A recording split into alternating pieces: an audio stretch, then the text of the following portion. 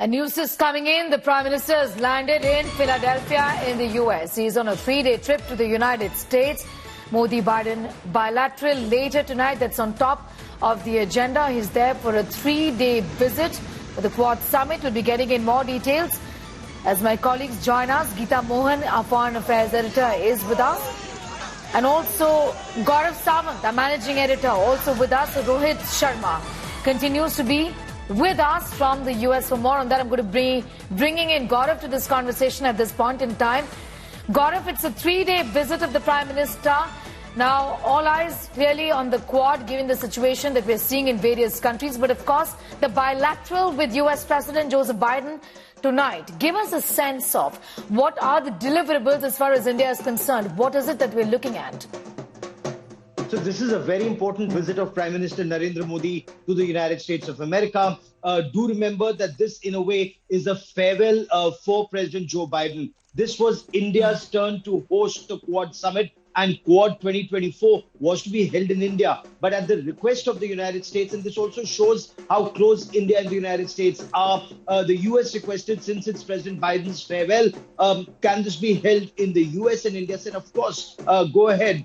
This also is the farewell of Prime Minister Fumio Kishida of Japan. So 2 of the 4 Quad's head of state and government would be bidding farewell to Quad in their personal capacities. And next year, when it's held in India, US will have a new president and Japan will have a new prime minister. But the bilateral one-on-one, look, India-US relationship, it's become much stronger than what it was earlier, and in new areas. And to an extent, defense, foreign affairs, strategy, coordination on Indo-Pacific, space technology, military technology. These are things which are really steering the India-US relationship. So there'll be an intense conversation on that. While Prime Minister has a one-on-one with the US President, he also has a one-on-one with all the other Quad members. So he'll be meeting Prime Minister Anthony Albanese, he'll be meeting Fumio Kishida, the Japan Prime Minister separately, and of course President Joe Biden. Then, he moves for the second leg of his visit, and that again is very interesting. Apart from his interaction with the Indian diaspora, it's the summit of the future, where the Prime Minister will lay a roadmap or his vision of how the world should tackle the situation that the world is facing right now. There are 2 very major battles that are on, one in Europe between Russia and Ukraine, the other between Israel and Hamas terrorists, and Hezbollah is a new angle to that war. So how do you ensure, one, there is a movement, there's a way forward that you move towards peace? While you move to peace, the global supply chain is not adversely impacted due to these wars. And the global south, India is the voice of the global south or the developing countries. They are heard loud and clear. Gaurav getting in those details. And Gaurav, even as I speak with you, we're staying in those pictures of the members of the diaspora. I mean, no visit of the Prime Minister outside of India abroad is complete without this huge show of support and love and respect that he gets from members of the diaspora, isn't it? And there is an event which is scheduled also, that is for tomorrow, I think, in New York, in Long Island.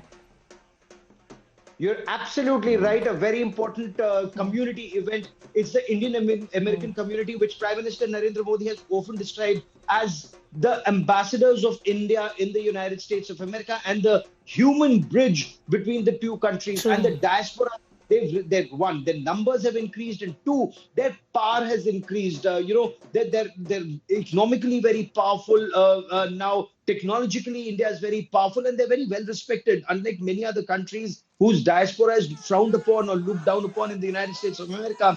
Indian diaspora is very well respected because they blend in and they help those countries grow. So when the Prime Minister addresses them and talks to them about India's achievements, they carry that story forward. They carry the India story to the United States. So the Prime Minister's interaction with the diaspora at Long Island, it's a community event, also becomes extremely important. Though it remains to be seen whether this year you'll have a number of American political leaders who will be participating, because I had covered the Madison Square Garden event of Prime Minister Narendra Modi. I'd also covered Howdy Modi in Houston. And that time, a number of political leaders in the United States came and attended that diaspora event. And that showed, India's rising clout in the world order, and especially in the United States of America, Sneha.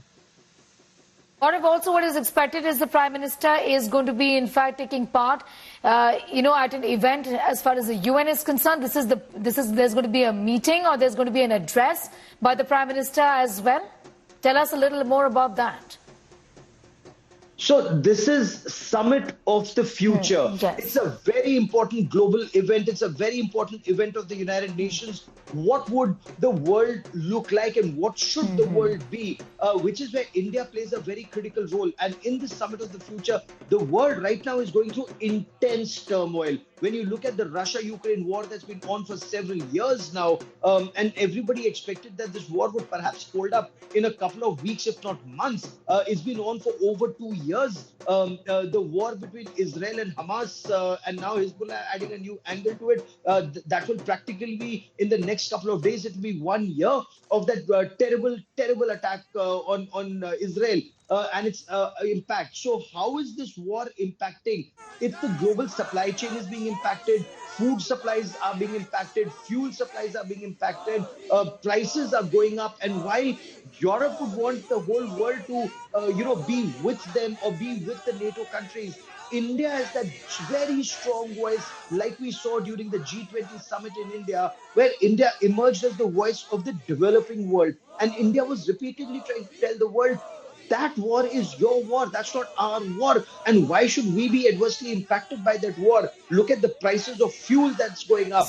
Europe is suffering. The world is suffering. But why should the developing countries suffer? That's right. I'll just come back to you, Gaurav, in a moment from now. Please be with us. You rightly pointed out that going to be, in fact, the theme really is multilateral solutions for a better tomorrow as far as the Summit of the Future is concerned. But before that, this ground report that my colleague Rohit has in fact sent us. Let's take a look at his interaction with members of the diaspora there. So let's try to walk around, or let's try to see if, hi ma'am, you are waiting for the Prime Minister's visit. What are you like? Why are you so excited about him coming to town? It's his first time here in Delaware, so we're just super excited. Everyone, as you can see, we're all have big smiles on our faces. We're just looking forward to meeting him here. Are you local? Are you from Delaware? Yes, we are from here, Gujarat, and here Delaware. अच्छा, आप गुजरात से हैं? Yeah, Gujarat से है. गुजरात में कहाँ से आप? बड़ौदा से.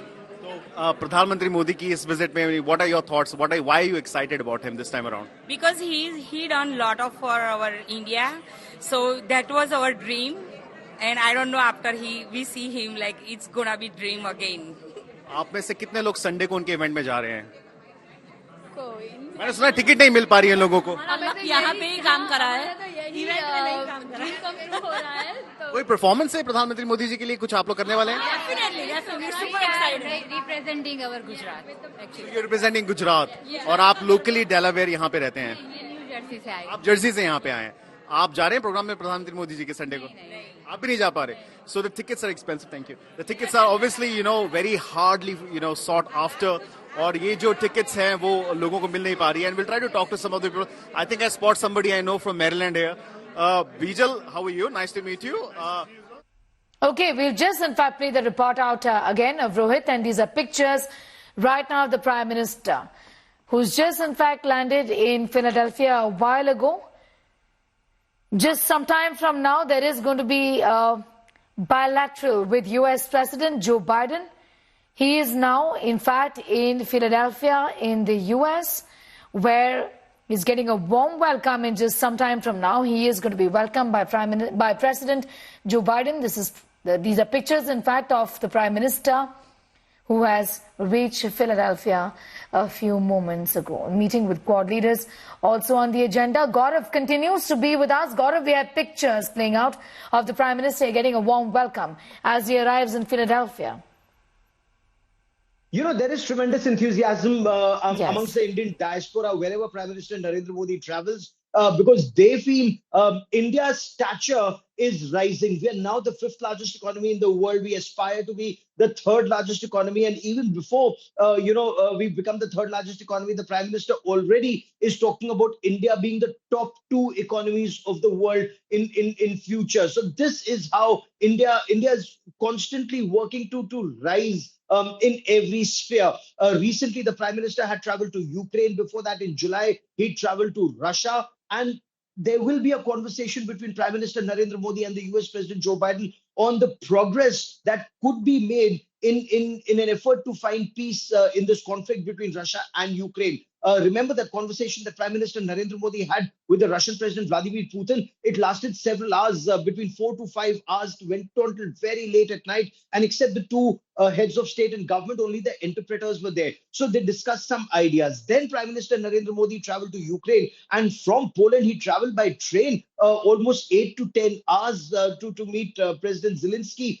He was very warmly received in Ukraine. And there they discussed some more ideas. What are those ideas? What's the way forward? National Security Advisor Ajit Doval carried some message back to the Russian President Vladimir Putin, and now all of that, perhaps in some form or the other, would be discussed with the US President Joe Biden in an effort to see whether there is a way forward. Because India's stance, Sneha, has been very clear. One, for peace, both parties have to be on the same table. Both parties have to agree to that formula, and fighting must stop. There has to be a ceasefire. It cannot be a one-sided affair. It cannot be one wins, the other loses. It has to be, give and take on both sides. What's that give and take? Perhaps is the conversation they will be having in the days ahead, and that conversation will be extremely crucial. But that's only one part of the conversation. Since India and the United States of America are very strong, they have a comprehensive strategic partnership. There'll be conversation and a lot of focus on the Indo-Pacific. There'll be a conversation on China. There'll be a conversation open, sea lanes of communication, peace and prosperity in the Indo-Pacific region. While this is seen more as a humanitarian aid and economy and healthcare, cancer research is something, moonshot is something that India is very excited about. How in the Indo-Pacific the world should contribute to fight cancer. Cervical cancer is something that these countries are focusing increasingly on. So it's a very wide range of issues that the two countries will be talking about, and then in Quad, the four countries will be talking about, Sneha. Undoubtedly, it's an opportunity, Geeta, isn't it, for all of these countries to really build on their relationship and reflect back as to what was achieved in the year gone by and what is it that they can achieve in the days and weeks to come, essentially. Well, absolutely. This is going to be one of the most important legacy items for President Biden. The fact that the summit level meeting happened under his presidency, is in itself a very important achievement. So that's certainly something that they're going to drive home, and they are driving home. And yes, they are looking at not just the leadership of these four countries in driving the Indo-Pacific agenda, but also an expansion of the Indo-Pacific when it comes to maritime security and how they can include other countries in this Indo-Pacific collaboration bloc. Whether that means expansion of the Quad is something we'll have to wait and see. There are many countries that are interested in being a part of a Quad Plus. So again, a legacy issue for Biden, and therefore they are looking at making the most of this last Quad summit under Biden presidency. And they are looking at a very important outcome document that will be put out after the leadership meets, after the summit level meeting. And Sneha, that in itself is going to be significant, but it's the bilateral meetings that will take place on the sidelines that will also have a lot of critical and crucial issues, whether it's Prime Minister Modi's meeting with the Japanese Premier, with the Australian Prime Minister, or with President Biden. Well, absolutely. Be with us, Geeta. I'm going to go back to Rohit for more on that. Rohit, first of all, what time is it there and how does the day really look like? Just break that down for us. Because, these 3 days are going to be very keenly watched. Significant given the global events around us, and also from the point of view of the importance and the significance of the Quad Summit, the 6th one that the Prime Minister is once again being a part of. Well, right now it's 10:45 a.m. The Prime Minister is expected to be at the hotel that you see behind me, possibly He's going to be here around 11ish. After that, he's going to be going into a room where we were showing our viewers. There's a long queue of people trying to meet the Prime Minister. So he's going to be greeting the people who've been here since this morning.